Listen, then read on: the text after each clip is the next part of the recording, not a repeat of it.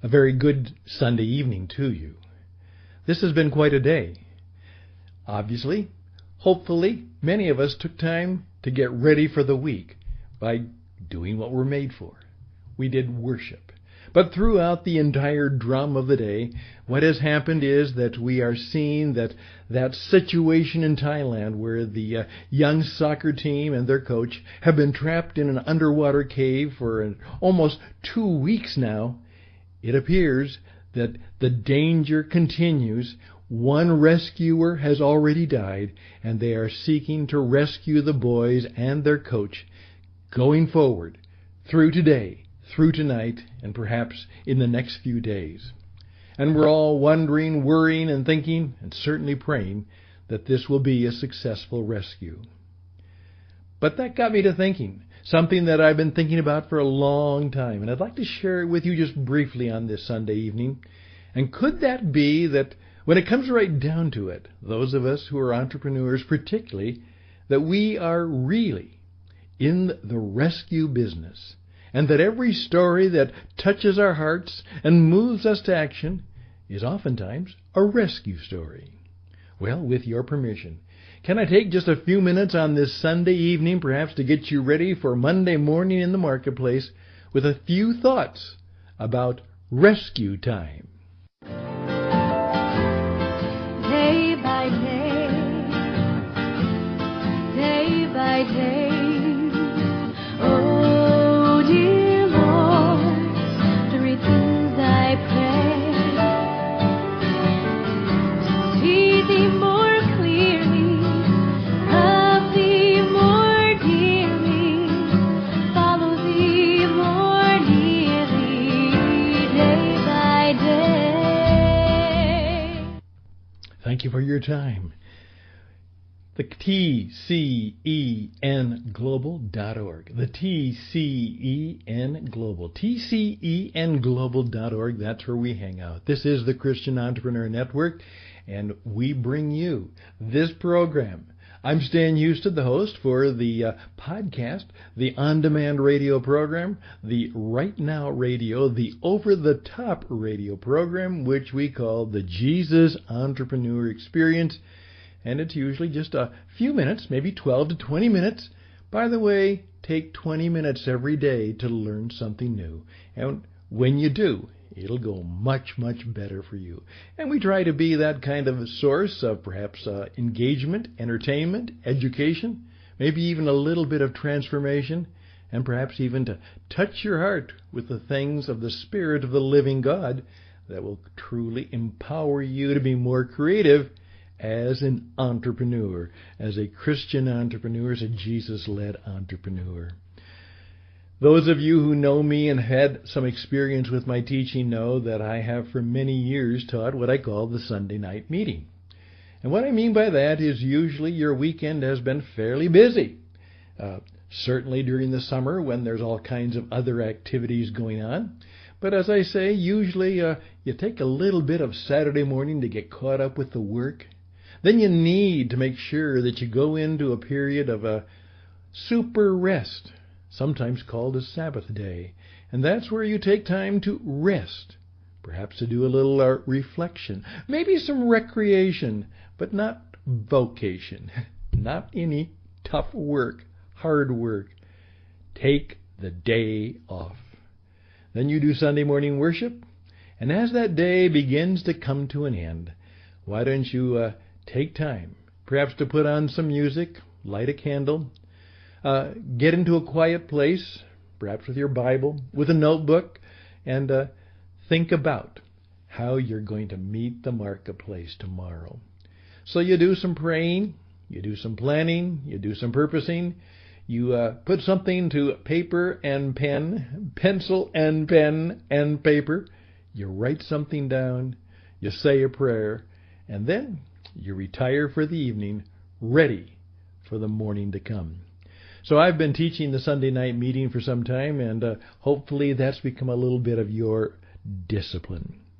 Well, it's all come together because not only have we seen throughout the day the story of the rescue attempt in Thailand, but on on Friday. Hugh Welchel, my friend, a colleague, a guy who really likes to help us understand how we can put our faith, work, and economics together. He is a leader of the Institute for Faith, Work, and Economics.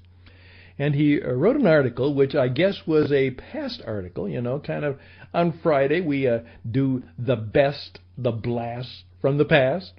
And it was called Art, Vocation, and Why We Hunger for Redemption Stories.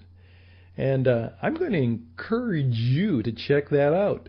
Art, Vocation, and Why We Hunger for Redemption Stories. And it's the Institute for Faith, Work, and Economics. And why don't you check that out at tifwe.org, tifwe.org. I think you'll learn some fun things there and some things that'll get you to thinking. And I may even ask Hugh to come on and tell us a little bit more about that.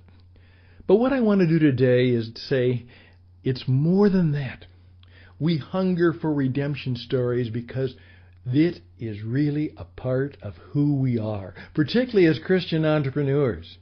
You see, we want to rescue things. What we really are made for is to rescue things. And I would really point out that many times the stories that we love are rescue stories. Maybe you would call them redemption stories because that's kind of a rescue thing. Those of us who love dogs, some of our favorite dogs are what? Rescue dogs. There's something really unique about the power of that word, rescue. What I'm going to encourage you to do is to start watching for stories. And you as an entrepreneur begin to think about how you can tell stories about rescuing things.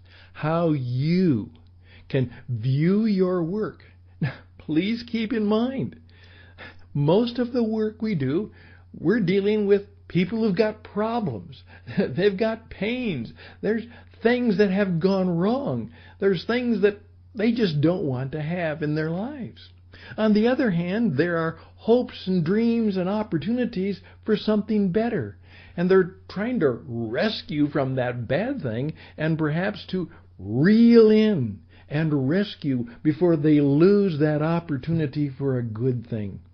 So rescue becomes kind of the divine mission, not only of the living God, but for those of us in the marketplace.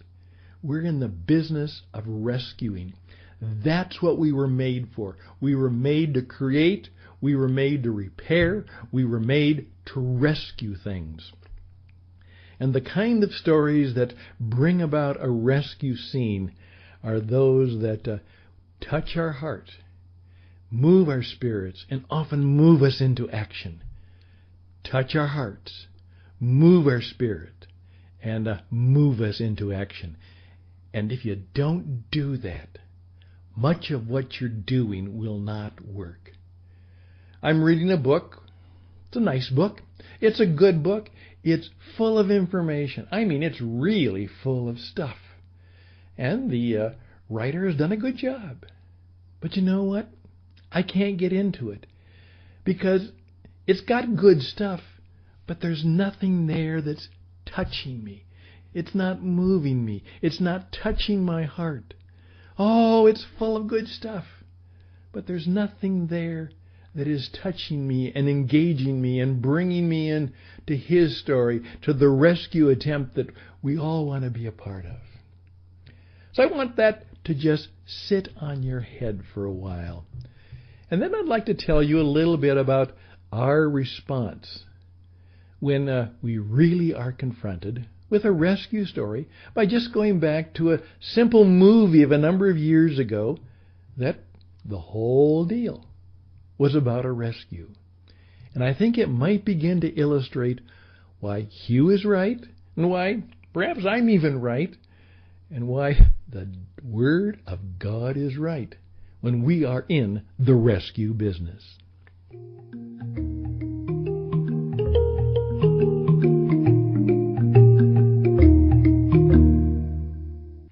Well, we're back.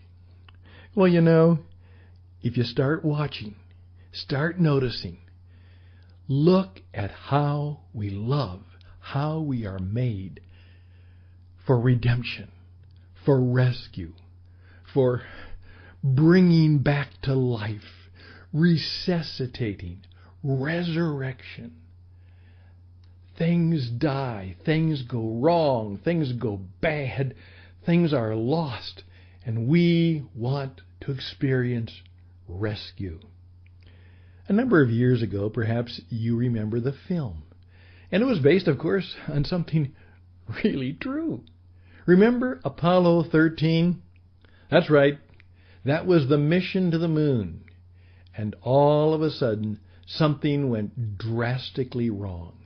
And just as the lunar module was going on the way to the moon, it became a death trap.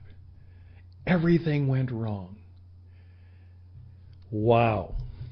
And I would encourage you, if you haven't seen the film, to do so. And many of you have. In fact, I know that many of you have seen it many times, because you have somewhat the similar response that I do. And I won't go into all the details. You can go into it, but it was an incredible, heroic attempt. The odds were enormous. Yet all of the things of teamwork, the best science and knowledge and engineering, the sense of intensity, all those things that bring together some of the best things of the human spirit that God has given us. And they jury-rig, they do this, they do that, and they hope, and they pray, and the families hope and pray. And they circle round, and now they're coming back. Can they make it? Can they make it? Can they make it? And remember, they are coming back. But will they be able to survive the re-entry into the atmosphere? Because if they get it wrong, even the slightest thing wrong, they're going to burn up. It's going to go down in a fiery blaze, and all of that work that has gotten them from where the wreck took place to back where the rescue is almost there could all be for naught if it doesn't go right. And if you recall, and I still get worked up when I think about it, the thing is that when they start going through the flames of re-entry, all communication, radio communication will be lost, and it'll be lost for about 3 minutes. And they won't know whether they have survived until after that 3 minutes. And you remember the scene. The communication stops. 1 minute. 2 minutes. It's almost time. 3 minutes. 3 minutes. 3 minutes. And nothing. 3.5. And now their worst fears are beginning to come to mind again. 3:30. 4 minutes. And now you begin to see that obviously it has failed.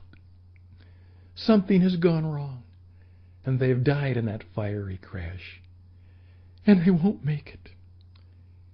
And then just as that's about to sink in and destroy them, all of a sudden, there is the crackling sound of the radio, and they have broken free.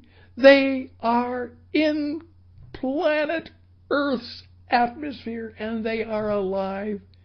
And the parachute is coming out, and they are coming home. They have been rescued.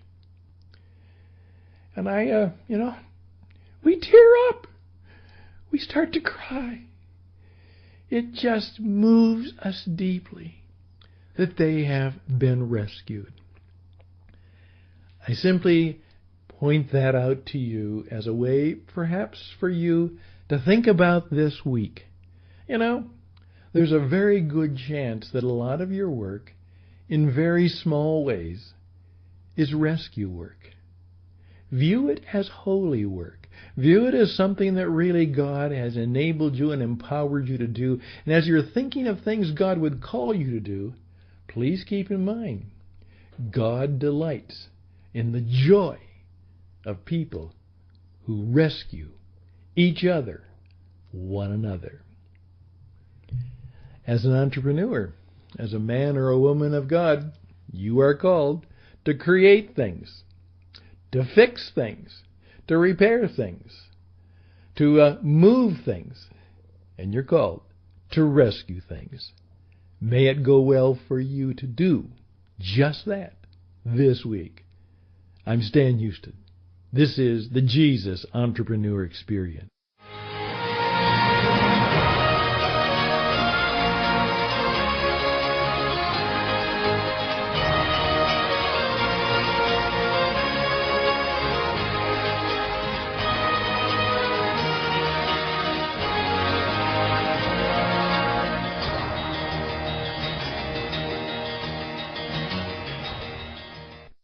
Well, there you go.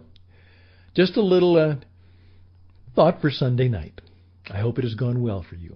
I look forward to you joining us again as we start up the weekend, Monday through Thursday, sometimes into Friday. We'll see how it goes, and we'll see what themes come to us as we've got a number of things that will be helpful for you. Remember, here is where you can learn something new every day.